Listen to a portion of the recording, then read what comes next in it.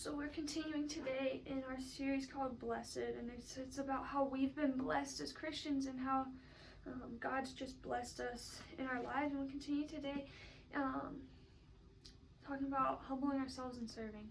Blessed are those who humble themselves and serve. Matthew 20, verses 24 through 28 says this.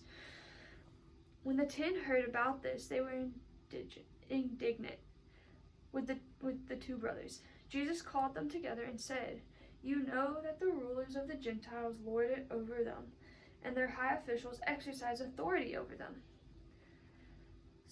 Not so with you. Instead, whoever wants to become great among you must be your servant, and whoever wants to be first must be a slave. Just as the Son of Man did not come to be served, but to serve, and to give his life as a ransom for many." I just love how we're called to follow the example that Christ set for us, and one of those things is serving. God sent his Son to earth with all of the powers of the world, and just the Most High. He came down to earth, and he still humbled himself to serve us. He came to serve us. He had everything going for him, yet he still chose to serve us. He still set the example for us to serve others. And one of the things that we have to remember with humbling ourselves and serving is that it needs to be focused back on God. It's not about us, but it's about God, and it's about others. And there's 3 simple things as Christians that we're called to do. It's love God, love others, and make disciples. And we have to be willing to do all of those. The first one leads to the second. If we truly love God, loving others will be easy. And if we love God and love others, then it makes it easier for us to make disciples. But we have to be willing to put our pride aside so that we can serve those around us, so that we can serve the lost, and even so that we can serve those who still have a relationship with God. But we're called to humble ourselves first, to put ourselves aside and to serve God the way that he served us. God set this example for us, and he also sent his Son for us, to serve us, to save us. And out of response of obedience, out of thankfulness to God, we're called to follow as well. We're not forced to follow. That's not what saves us. Christ already did that. But we're called to be obedient and to follow in response to what Christ has done. We're called to follow that up by putting our pride aside, by putting others before us, by serving others before we serve ourselves. See, God took the weight of all our sin off of our shoulders so that we don't have to carry that. God took our sin away. He took our burdens away so that we can serve him. But he's also blessed us with that by not having to worry about that. He's blessed us with talents and abilities and strengths so that when we see that others are hurting, we can step in and serve them. So that when we see others need help, we can step in and help them. God's blessed us with the ability to humble ourselves and to serve others. God's blessed us with the ability simply to serve if we put our pride aside and we focus on the one who came to save us. It's simple, although it may not always sound like that. But we just have to trust in God and who God is, and trust that he is working, and he is working for our good. Another great verse about what God's done to save us is Matthew 18:5.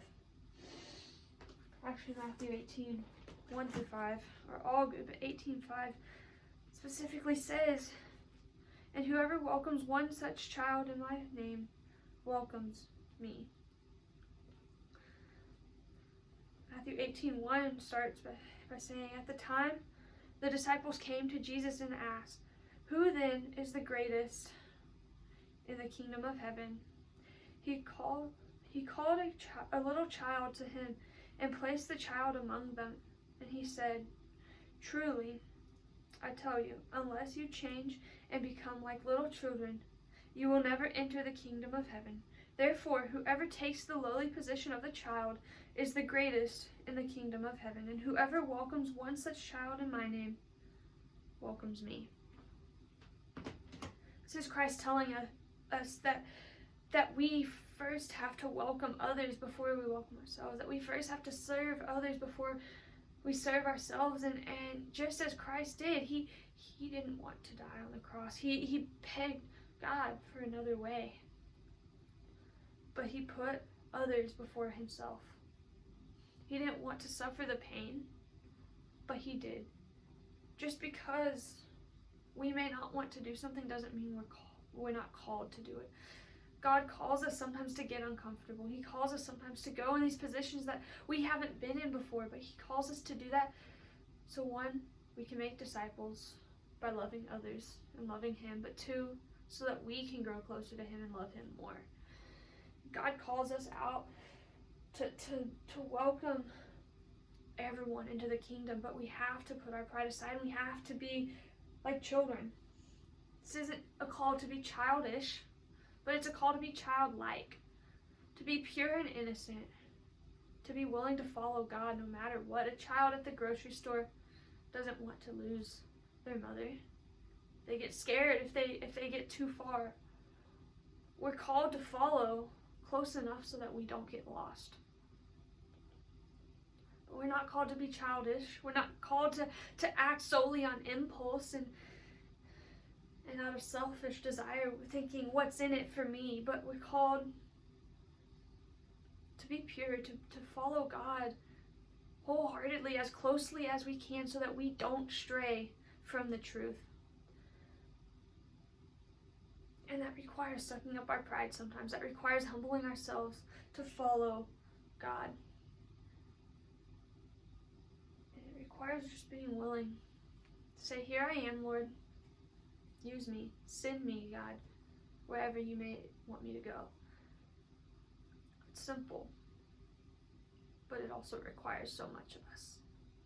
Are you willing today to humble yourself and to go? Humility requires you to fully sacrifice your wants and desires for God's. It requires you to say, God, what would you have of me? It requires you to say, here I am, Lord, send me. But you have to fully humble yourself so that you can show the love of God, so that you can show love to others. Because if you're thinking about yourself, God's love can't be seen through that. My question for you today is, are you willing to humble yourself? Are you willing to serve others? Are you willing to get down on your knees and wash the feet of those around you? Are you willing to look for where God would have you go? And are you willing to follow God closely? Big challenge. How closely are you willing to follow God? And how much does that mean you might need to give up?